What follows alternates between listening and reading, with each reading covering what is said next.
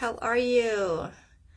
You, the episode 11, empowered, not empowered, food freedom confidence discussion today. Oh my gosh, I'm so excited.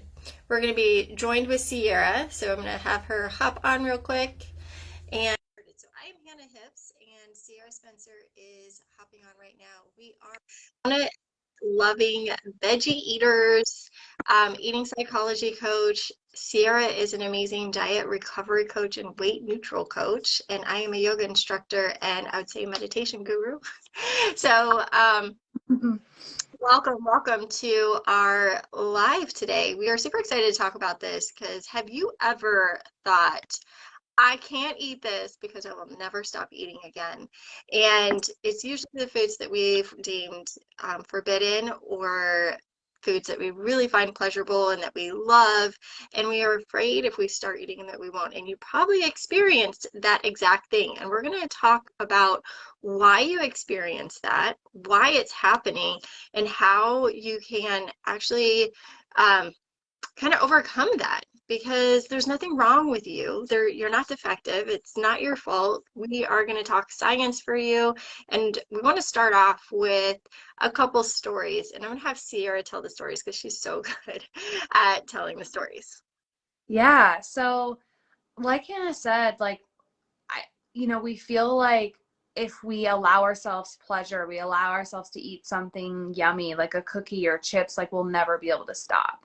And I think this like feeling out of control, especially around the holidays, can be so hard and triggering because there is more sugar around, it's just kind of there is. So how do we feel empowered, and how do we actually work with this power of pleasure and how it affects our metabolism? So I'm going to tell you a couple little stories. And this is from the Slow Down Diet book, from our mentor, Mark David. So there was a study done at the University of Texas where participants in the study with very high cholesterol levels were placed on a low-fat diet. And they were allowed to splurge every other day on a milkshake and a ham and cheese sandwich.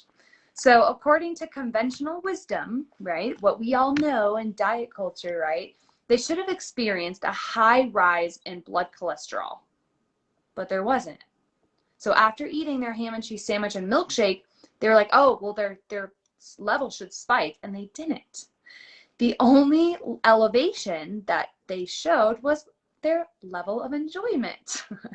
So despite the high fat content of the splurge foods, their cholesterol raising effect was somehow mitigated by the chemistry of pleasure. So it isn't hard to imagine that the splurges were the only relaxed and celebrated moments in an otherwise really bland and stressful diet. So, and the decrease in fight or flight chemistry could have been by itself enough to lower cholesterol. Pretty crazy, right? One last story. This is very fascinating. It's a fascinating animal study using rats. So scientists surgically destroyed the nerve centers of rats' brains that enabled the rats to taste. So they destroyed the nerves to where they couldn't taste anything. And I'm sure I've talked to a lot of people with COVID or sinus infections, and you can't taste or smell anything. If you've had COVID or if you've had a sinus infection and you know this, comment below. Be like, tell me, how is it to eat? Is it enjoyable? It is absolutely terrible to try to eat when you can't taste something. I remember I had a sinus infection really bad, and I just resisted going to the doctor for so long. And I was about to go on a wine tasting tour in California for my birthday. And I was just like, if I go on this wine tasting tour, I'm not gonna be able to taste anything. It was miserable. So what I did, I got on antibiotics, and within honestly a day, I was better. I was like, why did I wait so long? But just that taste, right, is so important to pleasure. So listen to what happened to these rats, okay? So one group of rats was thus with no ability to taste their food, and a second group of normal, healthy, luckier creatures could still enjoy their meals. They were used as the control. Both groups were fed the exact same food, ate the same amounts, and were treated by researchers with the same manner of rat respect. And in due time, every rat that couldn't taste died. The surprised scientists needed to find a cause of death, so they autopsied the rats. They found that even though these rats ate the same amount of healthy food, they nevertheless died of clinical rat malnutrition. Their organs had wasted away as if they'd been starved. So the moral of the story and our point of our live episode today is that taste and pleasure are essential to life. So telling us, we hear this all the time, food is fuel. Okay, I get that. Food can be fuel, but if there's not pleasure, if you're not allowing yourself to enjoy food and have pleasurable food, there's going to be an impact to your metabolism. And Hannah will go into a little bit more about the science behind this metabolic power of pleasure. Yeah, so I want you to think about like when we deny ourselves the pleasure, when we deny ourselves certain foods because we deem it bad, what are we doing? Is this like a slow death, right? Are we malnourishing ourselves in a way because it's like vitamin P, vitamin pleasure? And so let's just talk about the science here. The absence of pleasure, satiation, one of the chemicals that increases our appetite is neuropeptide Y. It tells us to search for more food. Okay, this isn't pleasure. Neuropeptide Y is also elevated whenever we are deprived of food. So when we're deprived of food, we search for more food. And so its presence, if particularly enhanced after dieting.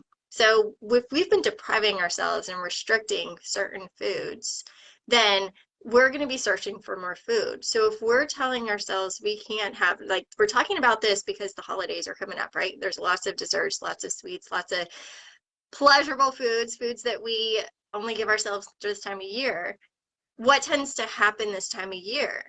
We overindulge, we overdo it because we've been depriving ourselves all year long, right? And so this is the time that, we search for more food. So the more that we, deny ourselves the pleasure of food through low calorie eating, low fat, low fun food diet, then the body is going to respond by chemically demanding more pleasure and satisfaction. Did you hear that? Amazing.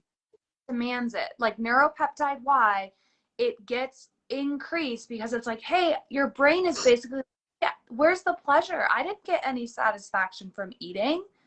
I need satisfaction. Your brain needs to experience satisfaction in order for it to accurately like metabolize a meal. So if you're not having pleasure in your meal or you're denying yourself, like Hannah was saying, that chemical neuropeptide Y will get activated so that you keep searching for food, right? It's like, do you know what it reminds me of?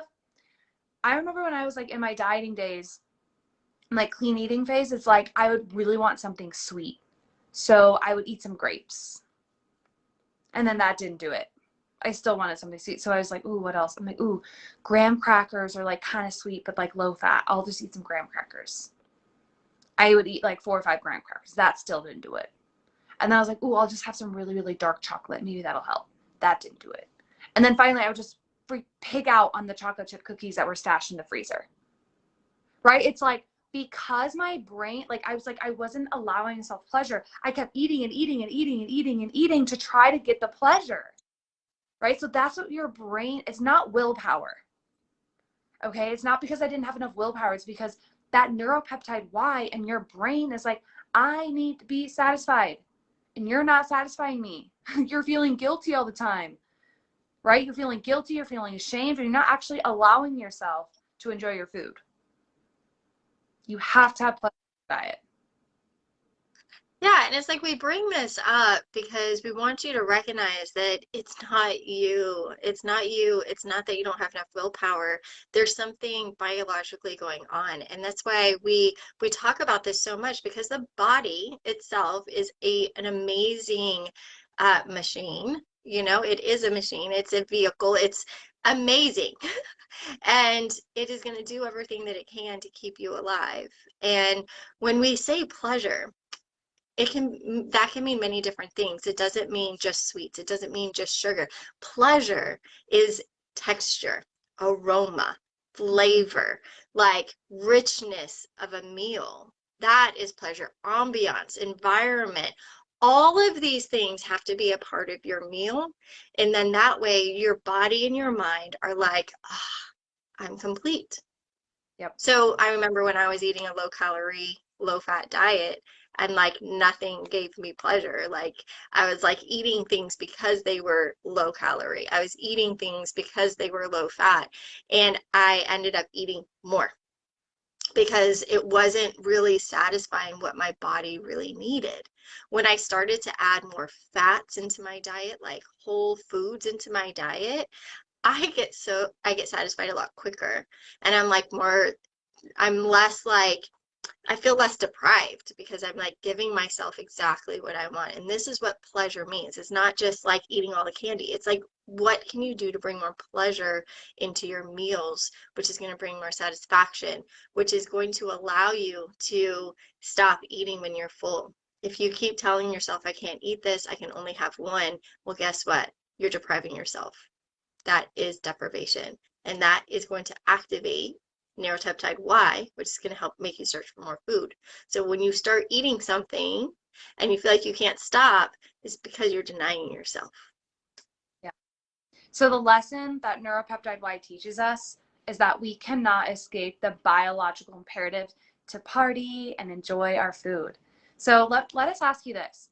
What are you afraid of if you allow yourself to enjoy food? What are you afraid of?